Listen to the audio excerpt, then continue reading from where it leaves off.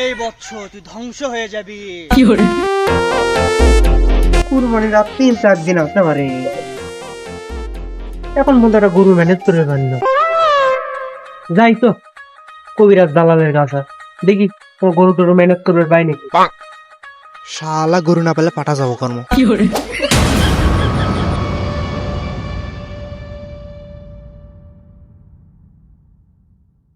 Bomb ভোলে, সব নারী আয় আমার কাছে চলে।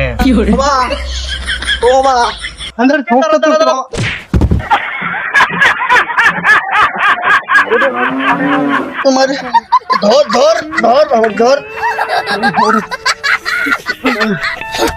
বাবা আমি তো একটা সমস্যার পরে আপনার কাছে যাচ্ছি বাবা। আমি জানি রে বৎস, তুই